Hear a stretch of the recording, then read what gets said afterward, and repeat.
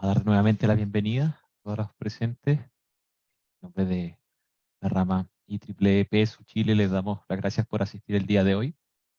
Tenemos el agrado de contar con Yudicia, quien es miembro de RTDS. Gabriel Holguín también en colaboración nos va a estar ayudando un poco con la traducción a la hora de la ronda de preguntas, así que si bien la charla va a ser en el idioma inglés, ustedes pueden hacer sus consultas en español y Gabriel va a estar apoyando en esa parte ahí con la traducción. Vamos a pasar entonces ahora a introducir. Dicha realizó su pregrado de Ingeniería Eléctrica en la Universidad de Manitoba, Canadá, en el año 2013. También recibió su magíster en la Universidad de Toronto, Canadá, en el año 2015. En el año 2013 y en el 2015, Udicha ganó el premio Sigre, Canadá, como el mejor paper de estudiante, como identificación de fallas o estimación de fallas con técnicas en líneas de transmisión durante condiciones con armónicos. Su trabajo de maestría se enfocó en alta transmisión en HVDC, con LSC y MMC, respectivamente. Y posterior a su graduación, Udicha se unió a RTDS, primero como soporte técnico al, al cliente, y ahora se trata ella de el aspecto más técnico de lo que es RTDS. Está registrada como una profesional en la provincia de Manitoba y trabaja como vendedora técnica en RTDS actualmente. Lisa, please, can you start the presentation? Thank you very much for your time. Thank you for the introduction. So I'm just going to open up my presentation and then I'll share my screen.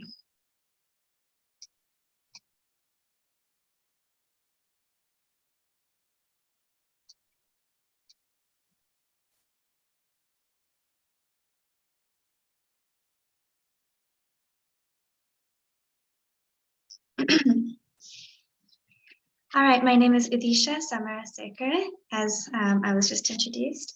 Now today I'll be talking about real-time simulation for HVDC systems, from design to operation. So in this presentation, I'll start off with a history of real-time digital simulation. I'll talk about what it means to have a real-time simulation and the importance of real-time for HVDC studies. And then at the end of the presentation, I will open up and talk about some HVDC case studies using the RTDS simulator.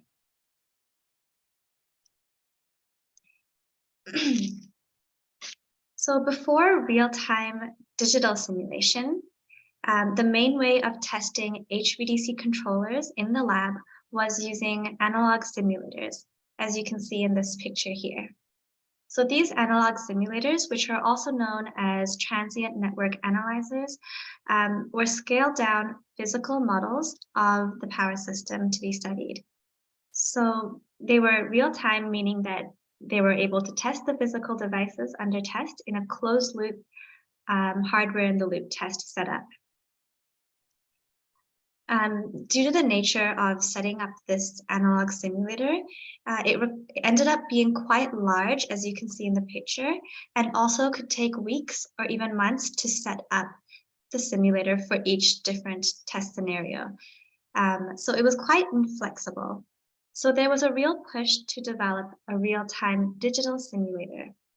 So Manitoba Hydro's HVDC Research Center, which is the company that has created PSCAD, began work on creating a digital simulator in the 1980s. And in 1989 was the world's first real-time digital HVDC simulation. And in 1993 was the first commercial installation. And in 1994, RTDS Technologies was created with the goal to further develop the real-time digital simulator for the power system industry. The RTDS simulator currently has customers in over 550 plus customers and over 2,600 units sold. Our customers also include the University of Santa Maria and also CEN. The RTDS is currently used by all major manufacturers of HVDC and FACS for their factory acceptance testing. So customers of real-time digital simulators include electric power utilities, electric equipment manufacturers, research and learning institutions, and also power system consultants. So let's talk a little bit about the different types of digital simulation. So we have load flow studies where you get the single solution of the magnitude and angle at different buses in the power system. And this is with the nominal frequency.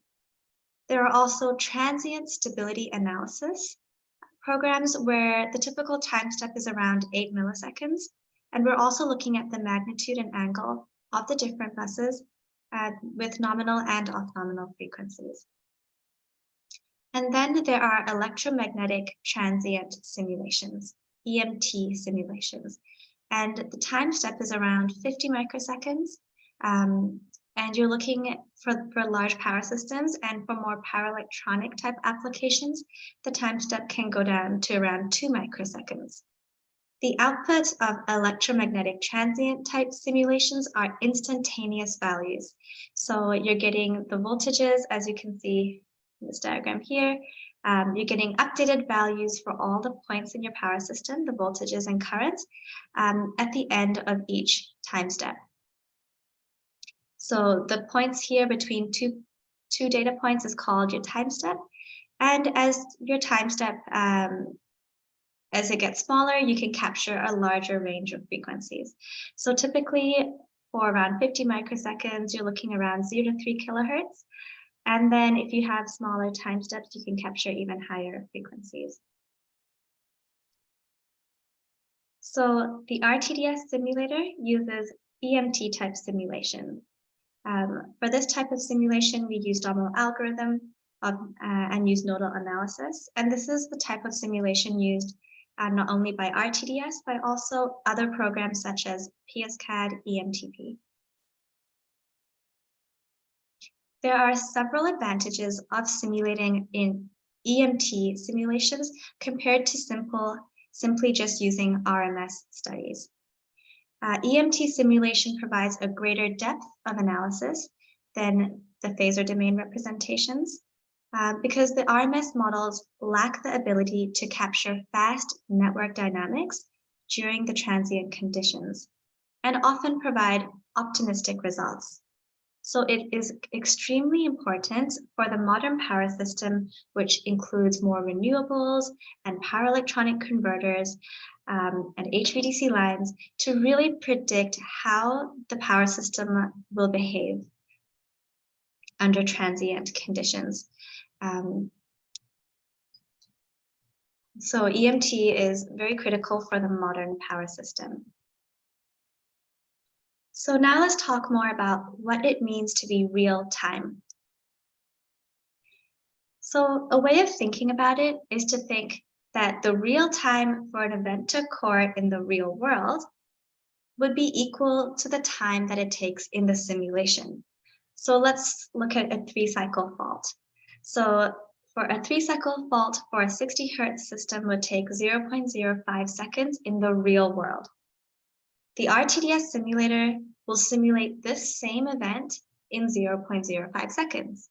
So it's equal to the time it takes in the real world. So non-real-time simulations will simulate events either faster or slower than real time, and this depends on case complexity. And most times, the cases are quite complex, so non-real-time simulations tend to take a significantly longer amount of time than real-time simulation. So that's a benefit of simulating your power system in real time. The way real-time simulators are able to achieve fast simulation times in real time is due to the parallel processing required for these practical systems. And that's done by measuring, and that's also done by measuring clock cycles. The values are updated each time step. So All the calculations, servicing of input, output cards, all the computations that need to be completed will be done every single time step.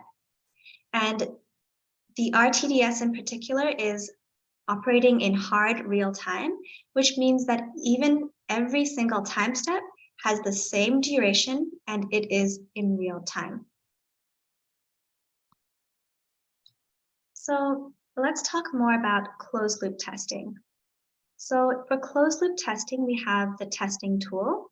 And in this case, that's the real-time digital simulator. And we send signals from the testing tool to the device under test. So the device under test could be an HVDC controller, it could be a protection relay, any device that you want to test with your testing tool. So when signals go from the testing tool to the device under test, just a one-way stream, this is called an open loop test. But the moment we send signals back from the device under test to the testing tool again, we call this a closed loop simulation because we are closing that loop and signals are being sent both to and from the device under test. Now, closed loop testing allows for a more complete study of your device under test because it allows, sorry, I have a bit of a cold, because it allows you to test not just pre-fault conditions and fault conditions where you can see how the device will operate and within a certain scenario, but you can also see how the simulation or the power system being simulated behaves with respect to the device under test. So how does this device affect the power system? So that type of understanding is only possible with a closed loop test. And one important point to remember is that closed loop testing is only possible with a real-time simulator. Another benefit of testing devices in a closed loop form with a real-time digital simulator is that you can test multiple different devices at the same time. So you can have an HVDC controller, you can have controllers for PV inverters, protection relays, all of these different devices, these physical devices, you can have them all connected to a simulation, the real-time digital simulator, which will simulate the rest of the power system. This allows the person who's doing the study to understand not only how these devices and the power system will respond to each other, but also how the different physical devices interact with each other. And this is a much more detailed representation than just doing a simple open loop test. So what is, if you were to visualize what a real-time simulator would look like, here we have our real-time digital simulator on the right. You can think of a real-time simulator as a very powerful computer. It provides real-time simulation of the electrical power system.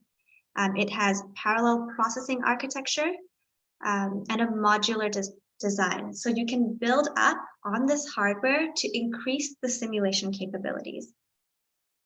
There's lots of input and output capabilities because, of course, one major application is to test physical devices. So you need to be able to interact between the device and your simulation. And the main interface is through a software. I'm going to here just show you this diagram. Here we have, for example, part of your power system. As your power system gets larger and larger, you need more processing power to simulate it. So one level of parallel processing is simulating different parts of that power system on these units that we call cores. There are 10 cores inside the Nova Core chassis, which is what you can see here. So one level of parallel processing for real-time simulation is parallel processing between all the different cores. And another level of parallel processing is when the simulation case gets larger, you can have multiple of these chassis working together And that's the second level of parallel processing, because all these chassis and all the cores are working in parallel to obtain all the updated voltages and current values each and every single time step. So here's an example of what the software would look like. This is on your user's computer. You open up the program. In our case, this is called RSCAD software. And you can build up the simulation case using your library of components and your example cases you can use as references, and set up the model parameters according to your system. When the system is ready to run, it actually runs not on your computer, but on the physical real-time digital simulator. So the real-time digital simulator can be used for numerous applications in the power system industry. It can be used for distribution, such as microgrid testing, testing of renewables and distributed energy resources, distribution automation and inverter testing. It can be used for smart grid applications, such as wide area monitoring, protection and control testing, PMU studies, and cybersecurity studies. It can be used for protection, such as digital substations and traveling wave testing, and also for power electronic applications, such as drives, energy conversion, and HVDC and FACS, which is what this presentation is going to focus on, is for the HVDC and FACS application. So let's talk about the importance of real-time for HVDC studies. So the challenges of HVDC on the system operator's perspective is that the power system is evolving. We're including more HVDC lines, and we have more inverter-based resources. So a lot of the renewable energy is located far from the city centers, which requires the HVDC lines to bring them over long distances to the city centers. With the changing power system, it's important to understand the various AC system interactions, and also understand any adverse interactions with other HVDC and FACS schemes when proposing new HVDC lines into the power system. There's also, it's very important to also understand the interoperability between multi-terminal and multi-vendor systems. And another challenge is if you are to do an entire simulation and you want to accurately model your controllers and you don't have the physical devices with you, it might be difficult to actually get the vendor-specific models because they're protected by the vendor's IP. So there's a little bit of limitation when it comes to how accurately you can model these controllers in the software. So that is also a challenge in these modern power systems, which require, the stability of this power system is more heavily dependent now on the converters and the controllers involved. So how can you make sure that HVDC controls and protection are behaving as expected in the power system? So as I mentioned, EMT tools are highly recommended to fully understand the behavior of HVDC system. Real-time simulation, testing with physical devices in a closed loop form can also enhance the understanding of how these physical devices will actually operate in the power system before they're installed. So this will help to de-risk any HVDC projects. And finally, we need to have black box models of the vendor controllers and protection so that we can model these systems in a full software simulation if required. So now let's talk about factory acceptance testing of HVDC controllers.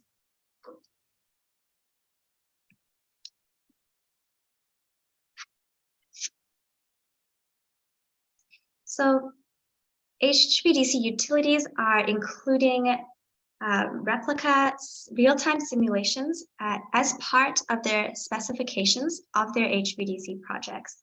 So if we look at this picture here, we have the vendor's HVDC controllers and protection cubicles, which they have in their lab, and they test the HVDC controllers and protection with a real-time digital simulator, which simulates the HVDC line, the HVDC controllers, and any AC system of interest. Signals such as the AC bus voltages, DC voltage, and currents are sent from the simulated environment in the real-time digital simulator to the vendor HVDC controller and protection cubicles. These cubicles then send the firing pulses to determine how the converter will operate, along with any breaker commands set by their protection to open any of the breakers in the simulated environment.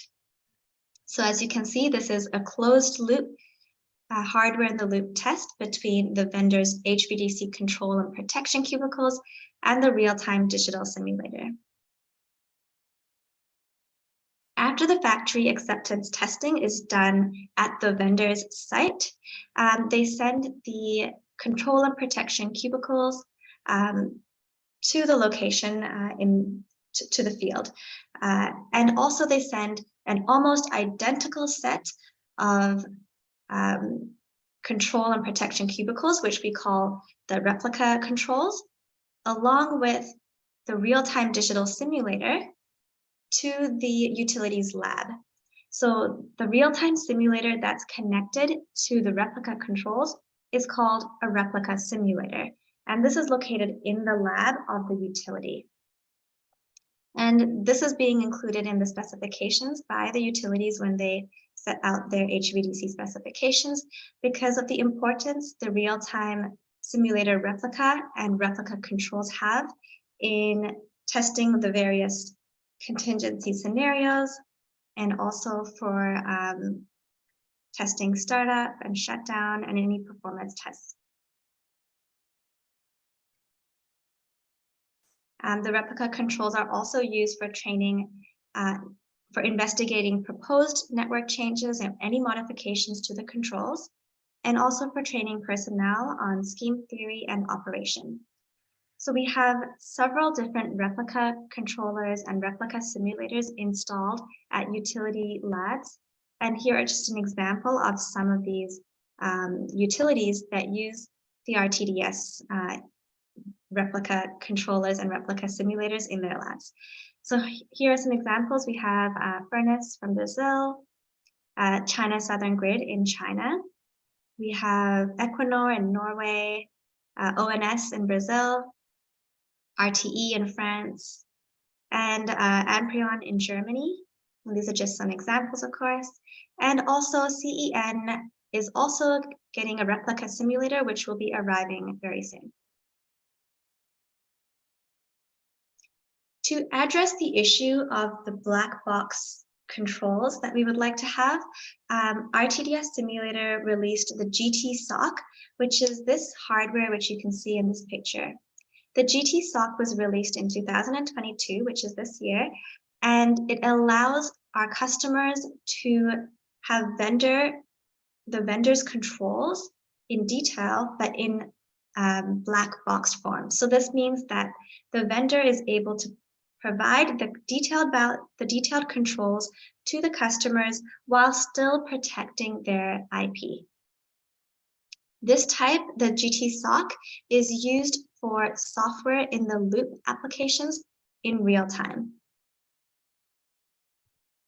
So here's just a picture of how that would look like. You can have your real-time digital simulator that will simulate the rest of your power system network. And then you can interface the real-time digital simulator with the GT SOC unit, which is used to model the black box vendor controls, for example, for their PV, the controller for their PV inverter, for example. Or you can have another controller for the wind converters. So you can have multiple different vendor black box controllers being interfaced with the simulation environment in this software in the loop simulation. The GT-SOC is a powerful FPGA board with multi-processor system-on-chip technology to facilitate the integration of black box control models into real-time simulation. So for those of you who have worked with PSCAD, you may be familiar with the DLL files that are used. So the DLL files are essentially files provided by the vendor, which are black boxed models of their controllers.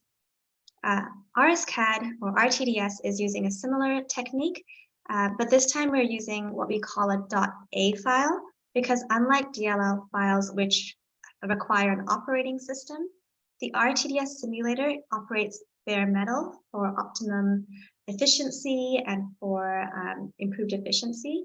So we use the .A file, which also runs bare metal and allows us to have deterministic real-time operation.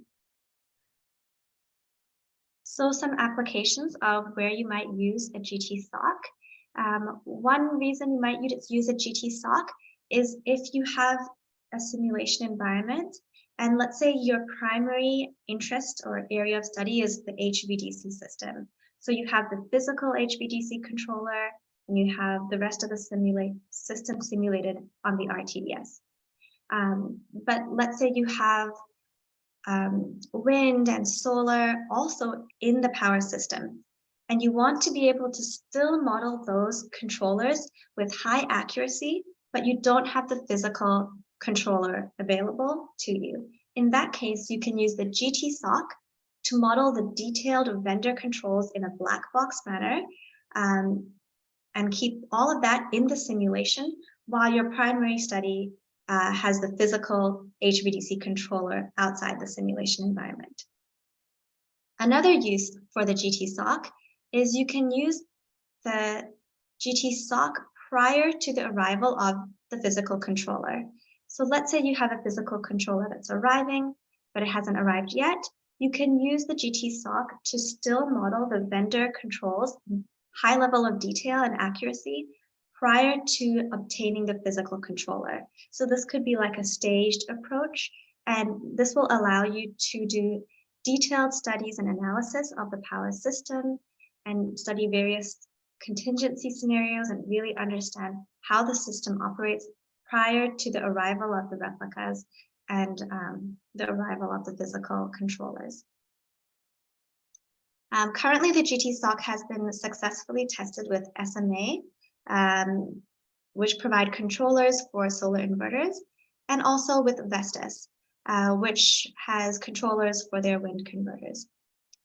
We are also testing HVDC controllers within our company currently, and yeah, so that could be another application for the GT-SOC.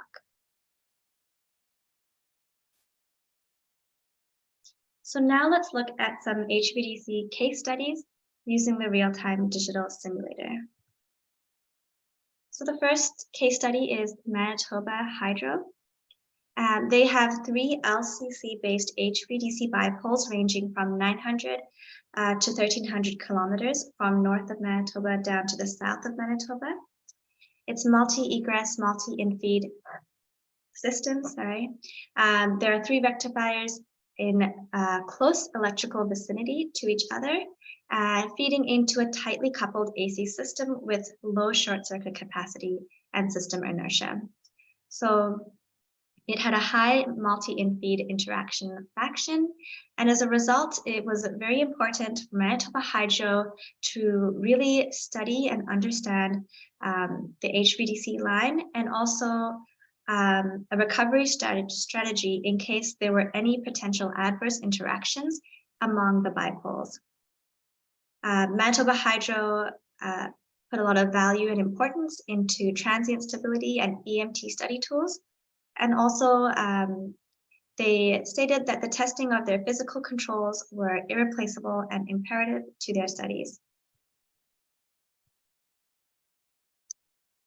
Here is Manitoba Hydro's plan for the various studies that they did prior to commissioning the physical controllers into their system. The first step was the off-site factory acceptance testing in Germany of their controllers. Once the factory acceptance testing has been done on site, the HVDC control and protection cubicles were sent on site, where further testing was performed. These included control and protection replica tests on the replica controller and replica simulator, which you can see in this figure here. This is located in Manitoba Hydro's lab. And we also have, they also did some pre-commissioning tests with system forecast conditions. Then they performed staged faults on the actual system and assessed the risks. They reviewed the tests, acceptance and model validation, and finally the trial operation. This figure here shows a comparison between the staged faults on the real system compared with the tests that were done on the replica system. So the replica simulator with the replica controls. And you can see that the results match very closely. So the replica controller and replica simulator, the replica control and protection cubicles along with the replica simulator is a very accurate way of testing and getting accurate results of the power system. So it's very key to have those in the lab to really test the different situations, proposed network changes, and really understand the power system. Manitoba Hydro also mentioned that having the real-time simulator in their lab was beneficial not only for the initial study, but also for a wide range of other projects that came their way. Some other points of interest that they mentioned was for their Bipole 3 study, they had significant schedule reductions, which they predicted around 3 months, and had lots of outage cost savings. They were able to have fast and secure integration of their HVDC system. They also mentioned that with the real-time simulator, there was substantial life cycle cost reductions, and they predicted over $5 million saved in that aspect. So you can see that not only does the real-time simulator de-risk the HVDC integration, but also has several other benefits as well. The next case study is Great Britain's National HVDC Centre, and they use the real-time digital simulator for their Katniss Murray HVDC link. They were able to address technical challenges, and they ensured timely delivery with closed-loop testing of their replica controllers and the RTDS simulator. They were able to connect 1,200 megawatts of on and offshore wind to a weak AC network, and it was the first project designed for multi-terminal operation in Europe.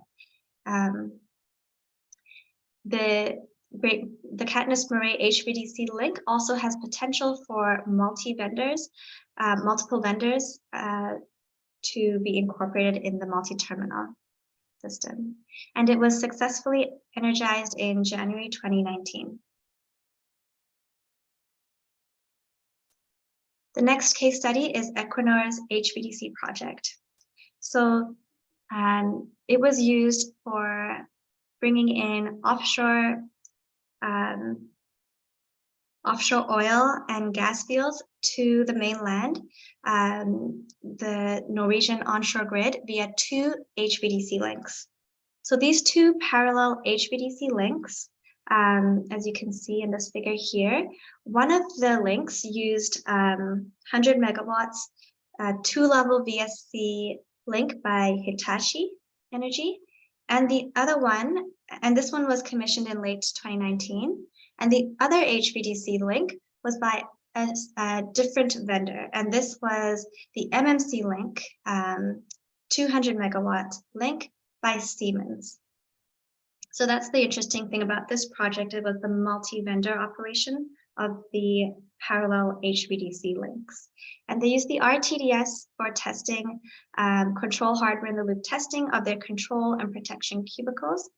And another benefit that they mentioned when doing their studies was that certain studies such as a slower acting protection and controls, were not included in their offline models to save time, along with the global controller to communicate between the both links. So they were tested directly on the real-time digital simulator, and they found this saved a lot of time, and they were able to reduce scheduling time using the real-time digital simulator. With the real-time digital simulator, they were able to analyze the interactions between the two different multi-vendor systems.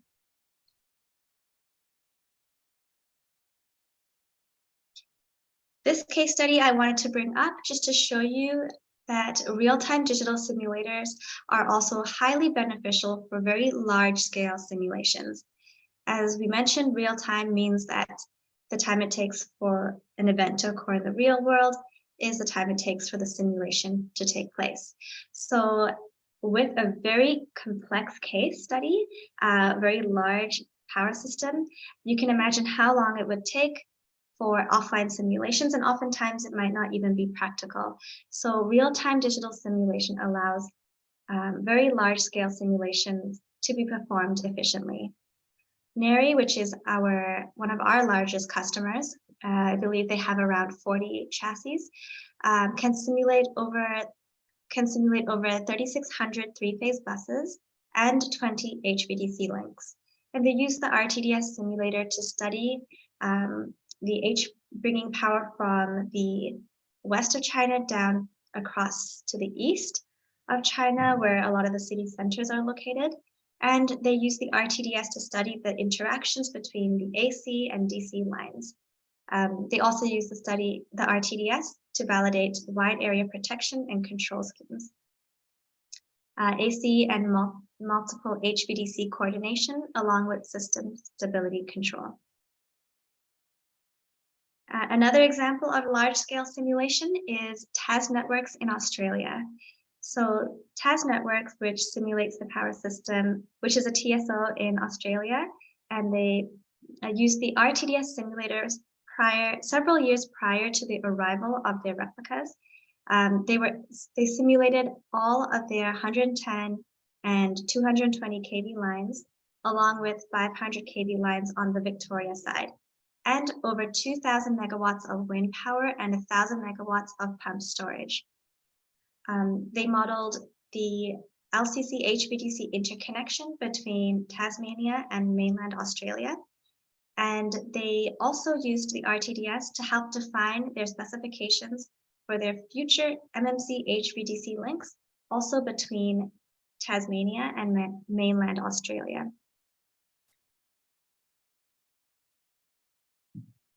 So to conclude this presentation, we talked about how the importance of EMT simulation studies are for the current modern power system, and it's critical for capturing fast dynamics of the power system. We also talked about the importance of closed-loop hardware-in-the-loop simulation studies to get the full system response of physical devices and how they will interact with the power system. And closed-loop hardware-in-the-loop studies are only possible with real-time simulators. We also talked about the history of real-time digital simulation, and RTDS technologies pioneered that, and also they used the real-time RTDS technologies product is used by all the major manufacturers of HVDC and FACS for their factory acceptance testing. We also talked about the replica simulators and their importance to be connected with replica controls, and how they are now also included in the HVDC specifications by utilities. And also the GT SOC was a way that utilities and customers can integrate vendor black box models in their real-time simulation for software in the loop studies. So this allows the vendors to keep their controllers IP protected, while also allowing the customer to do a very detailed simulation of the controls.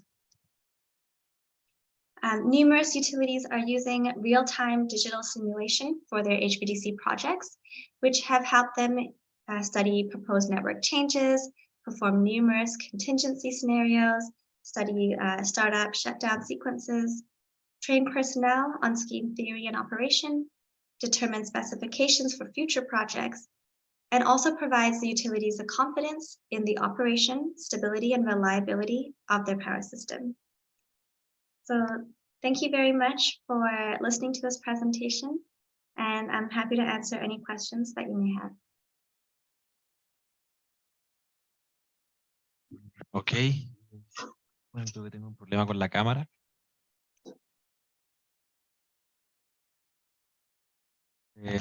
Yudiche, thank you very much.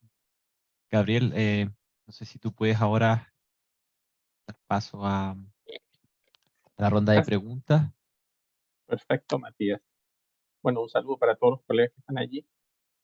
No sé si tenemos preguntas en el chat o algunas que hayan llegado antes como para hacerlas. Si no, le hago yo algunas preguntas a Udisha. Puedes levantar la mano. Por También, cierto, Cristóbal, si es que tienes las preguntas del cuestionario igual. Exacto. Tenemos preguntas en el formulario que dejaron. Entonces, podríamos proceder mientras formulan preguntas. Veamos esas, ¿ya? Voy a compartir pantalla perfecto. y se van a ver las preguntas. Udisha, we're going to review the question we got in the form the attendees registered for the webinar. Okay. Yep.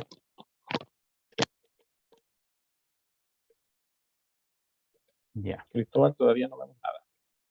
Sí, ahí se está, ahora se está compartiendo.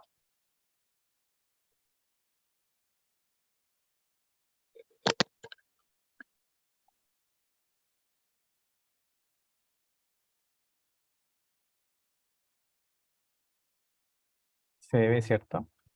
No, todavía vemos la pantalla de Udisha. Udisha, maybe you should stop Claro. sharing. Pardon me? Yes. Can you stop sharing so that we can share the Cristobal screen? Okay, now we have it. Okay. Para sistemas de gran tamaño con alta penetración de energías renovables y conexión HVDC, ¿qué consideraciones recomiendan en cuanto a herramientas computacionales y modelos para lograr un desempeño adecuado y calidad de los resultados en tiempo razonable? Mauricio Areiza. I'm going to translate it to you. For a large system with high penetration of renewables, IBR, and HVDC, what consideration you recommend regarding the tools, the computational tools and models in order to get suitable performance in terms of quality and results in reasonable times? Yeah, so if you have a very large system with HVDC and a lot of renewables, yeah, I would recommend, you can simulate this type of system on the real-time digital simulator. We have, of course, all the different models available in the software and hardware to simulate such a system. And of course, the size of the system that you want to simulate will determine how much hardware is required. So as the system that you want to simulate gets larger, you would require more physical hardware to simulate that system. But we have all the models to simulate this completely on the RTDS simulator. But of course, if you want to use the real-time simulator to test physical devices, and that is also possible too. So you can have the HVDC controllers connected to the real-time digital simulator, along with any controllers for your PV inverters, for any of the converters for your wind systems. So all of that can also be interfaced to the real-time digital simulator through hardware in the loop testing. And as I mentioned, closed loop hardware in the loop testing is what we recommend for the full system response of how this physical device will operate in the power system. and that's only possible with real-time simulation. And then the other thing I mentioned was the GT SOC. So in cases where you don't have access to the physical device, but you still want to simulate the controller in a lot of detail, because previously in our traditional power systems, the stability was more dependent on the inertia of machines. But now with more and more renewables and more HVDC and power electronics being incorporated into the power system stability is starting to become more also dependent on the controller and the controller behavior. So it's really important to study the behavior of the controllers in a lot of detail and really understand the interaction between the different controllers, the multiple vendors. So having detailed control models are very important. And that is why the GT SOC, which we released this year, is a great tool for simulating that, because you might not have access to the physical controllers for hardware in the loop testing. So you can just have the simulated control using GT SOC with the real-time simulator. So I hope that answers the question. If it doesn't, please clarify any points that you want more information on. Thank you, Disha. I think it answered the question. Okay. If I might add something, Yeah. un aspecto interesante que menciona Udesha es que en algunos casos, cuando uno quiere avanzar en el detalle de la simulación, no puede, por supuesto, tener todos los controladores físicos conectados al simulador. Y allí es donde aparece esta opción del GT SOC o GT SOC, que es un hardware adicional en el cual el desarrollador del controlador lo quema, por así decir, porque es código de máquina, en el hardware para que sean incorporados al simulador en tiempo real, de manera que uno pueda tener el controlador, pero ya no físico en el cubículo, sino que en un hardware especializado. ¿Alguna otra pregunta, Cristóbal? Ya, segunda pregunta. ¿Cómo modelar en RTDS el switching o switcheo de las válvulas de tristores en la modalidad de software in the loop, de tal manera que se emule la adecuada computación lo más próximo posible a las válvulas físicas reales? John Albeiro Calderón Serna. This one is looking into the switching of the computation, I would say, of the valves. How to model in the RTDS the switching of the valves, in this case, thyristor valves, in the hardware in the loop modality, so that it represents adequately or suitable the commutation as far as possible at physical valves. Okay, so so this is for LCC converter modeling using thyristor valves. So for RTDS models, the switches are modeled with as resistances. We have a small resistance for closed switch and a larger resistance for open switch. Our models, I believe I do have, we have, so for example, when you operate in real time, let me just, maybe I can share my screen a little bit. I have a slide I can share. Yes. Okay. Now you have the screen for you. Okay, let me, I have, so this is our thyristor for your LTC HVDC modeling. So, there's certain challenges that may happen when trying to model these in real time. So what we can do is, for example, here the turn on time may happen between time steps. So the theoretical time where you want to turn on the thyristor may be between the two different time steps.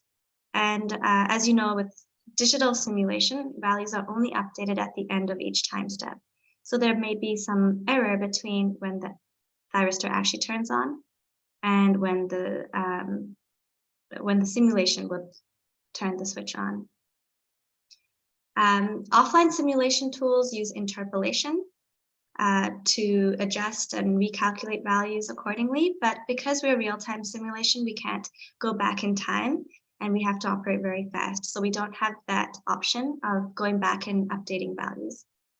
So the RTDS, what it does is it actually adds a little bit of additional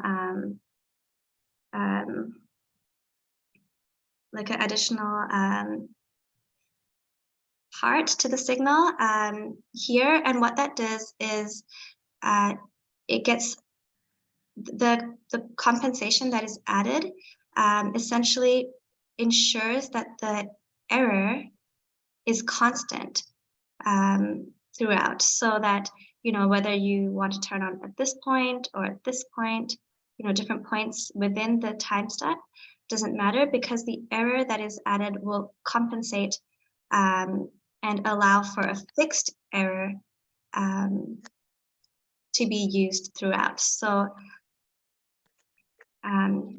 rather than doing interpolation, we're just adding a little bit of error, which results in a fixed error rather than a variable error. And what that does is it successfully avoids any non-characteristic harmonics due to any numerical jitters that may happen. And through its implementation, we were able to see that we were in fact able to get rid of any of the jitter associated with the tiny little delay between theoretical and actual results. Our LCC model, which is what you can see here, has various different parameters, and it is able to accurately model how the LCC would operate in the real power system. And we have all these different parameters which you can enter from within this component. We also have a digital input card that has time stamping features. The input card samples every 10 nanoseconds to detect when the firing on pulse is provided. It finds a fractional time within the time step when the transition occurred, and then it uses that improved firing compensation that I discussed earlier to ensure that that there's a fixed time, fixed compensation, or fixed constant delay within for the turn on times. Thank you, Lisha. No sé si la pregunta ya quedó respondida, me parece que sí, pero yo voy a hacer una adicional, y que es si el modelo del convertidor considera múltiples niveles de tristores o switches, o es una sola válvula tal como mostró en el modelo. Lisha, I'm going to make one more question on the same subject. The model is only one thyristor per valve, or is it the model or the actual number of valves that you may have, sorry, the thyristor that you may have in the valve? Because as you know, when you have a valve in HVDC, since we're talking about high voltage, you might have a number of thyristors in series. So the question is, are you simulating all the thyristor, or are you simulating an equivalent valve? I would have to check. I believe it would probably be lumped together, but I would have to check because I do not know that off the top of my head. I would have to talk to the engineer who does more of that modeling, but I can get that response to you if yeah, Gabriel, maybe you can send me the question and I can give you more detailed response exactly how it's modeled, because I don't know the exact details of it, but yeah, I could get that to you. Okay, that's okay. Thank you. ¿Alguna otra pregunta, Cristóbal, que esté en el? Sí, pero por mientras hay una pregunta en el chat. En el chat. Let's see. Udisha, you have one question in the chat if you want to read it. It's the last one. Okay. How do you increase the transfer of energy capacity between two transmission systems in continuous current?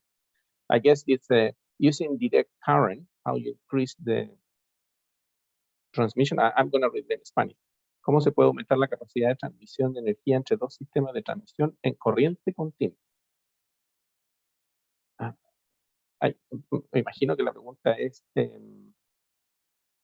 a ver, ¿cómo se puede aumentar la capacidad de transferencia de energía entre dos sistemas de transmisión en corriente continua? La pregunta me parece más bien la pregunta de transmisión en el sentido de por qué transmisión en corriente continua. Si esa es la pregunta, no es el webinar apropiado, pero básicamente HVDC se está usando para transmitir cada vez que son grandes distancias o hay diferentes frecuencias, porque el rendimiento del conductor y del corredor es mucho mayor. Pero no sé si esa es la pregunta. Rubén, ¿la puedes formular en español si esa es la pregunta o no?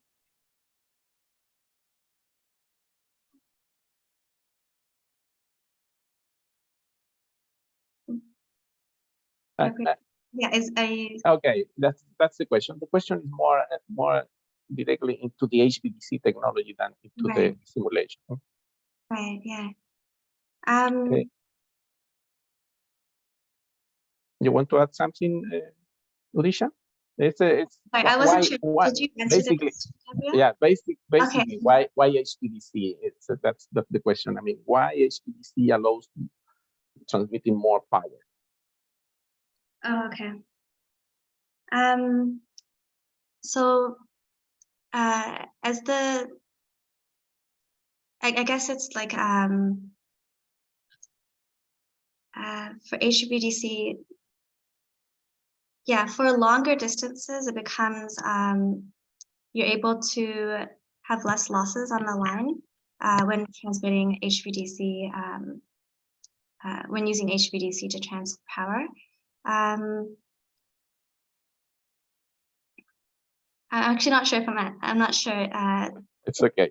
Yeah, maybe I can add a few other okay. reasons. Yeah, I mean, you don't need to compensate reactive power along the line, as it is the case if you compare our Chilean case. We have the 500 kV corridor, which has series and shunt compensation in order to transfer today, say, 1,500 megawatts, 1,500 megawatts. That's the sort of rated power of the 500 kV corridor. And in parallel, we're going to have the Kima-Loagira HVDC project, which is going to be able to transfer 3,000 megawatts. So that's basically the reason. The longer the transmission corridor, the more efficient HVDC is going to be. ¿Alguna otra pregunta, Cristóbal?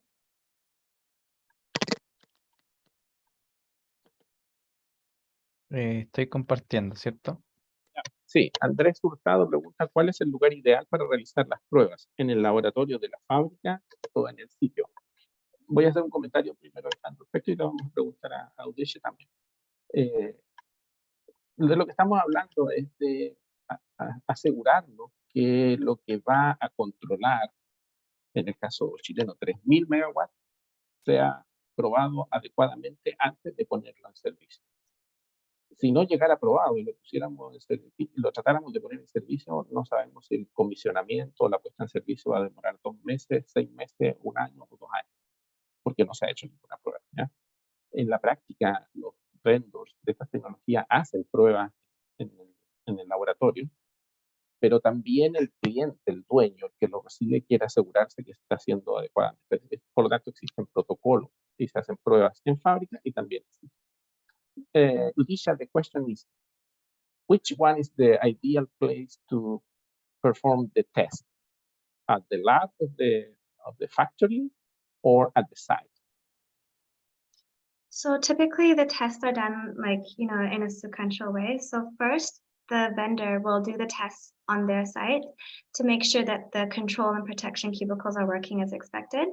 So once the vendor has confirmed the operation of the control and protection cubicles, then that's when they will send the control and protection cubicles of the HVDC system to the utility. And as I mentioned, not only one, but oftentimes they ask the utility in the specifications would ask for a second set of replica control and replica simulator to be installed in the lab. And then the utility will continue the tests after that, and do more tests on, continue those tests and also do some staged faults on their actual system. And so it's kind of like a sequential thing. So first it was the vendor that does all the different tests, then the utility will acquire the system and will also continue some more tests there before it actually gets commissioned. Thank you, Disha. En efecto, colegas, lo que sucede cuando se hacen especificaciones de este tipo de proyectos, bueno, estamos hablando de 3.000 megawatts, 1.000 megawatts, son proyectos que en el fondo controlan mucha potencia del sistema de energía y por lo tanto no se pueden correr riesgos, ¿no? Uno no puede pensar en que todo se va a hacer correctamente sin tener las pruebas y pruebas de las pruebas, es decir, verificación de que las pruebas se hicieron, para lo cual seguramente va a haber un auditor, como lo hace el coordinador eléctrico, que tiene un auditor que ve que las pruebas se hicieron y que salieron conforme al protocolo. Y eso se hace durante el proceso de diseño del controlador, porque estamos hablando de controladores basados en microprocesadores que tienen mucha flexibilidad y al tener mucha flexibilidad pueden hacer de todo, pero requieren que se especifique qué es lo que se quiere hacer. Y por lo tanto hay que especificar. Y eso está en las especificaciones en lo que se llama el desempeño dinámico del controlador. Y por lo tanto en el diseño, en la fábrica se deben hacer las pruebas para verificar que se está cumpliendo con la respuesta esperada. Pero en la fábrica no hay acceso a la red y solo hay acceso a simuladores. Ese simulador puede ser un simulador offline, es decir, un software tradicional, como podría ser un PSCAD o un Pixel en el caso de dominio FASO y un PSCAD en el dominio del tiempo, donde uno incorpora el modelo de la red, e incorpora el controlador y comienza a hacer las pruebas. De esa manera se avanza. ¿Tenemos otra pregunta, Cristóbal? Por propósito, tenemos al especialista ahí para preguntarle, hay un especialista adicional. We have one more question, Disha. And I see that you got help, so this one might be even more difficult. I have Simek Ellenben here. I just asked him to come over. He's actually the specialist for HVDC at RTDS. So if you have, I think he can even answer more of the previous question as well about the LCC. So I just brought him here so he could answer some questions. Yeah, the question we can even go back and answer those later as well. Okay, the question is the following. The model that we have for a LCC converter in the RTDS simulator, is it based on one thyristor model per valve, or we have a number of thyristor in series to build up the valve? Oh, sorry, you kind of cut off there, so I missed part of what you said. I think, if I understand, are you asking if do we have like a valve model, or do we have like individual components that we put together to make a valve model? That's the question.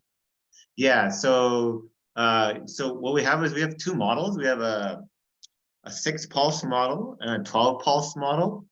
So then the 6-pulse model is effectively all the 6 valves are in the same model. And then because we're in real time and we can't do interpolation, within that model, we have our own improved firing pulse function.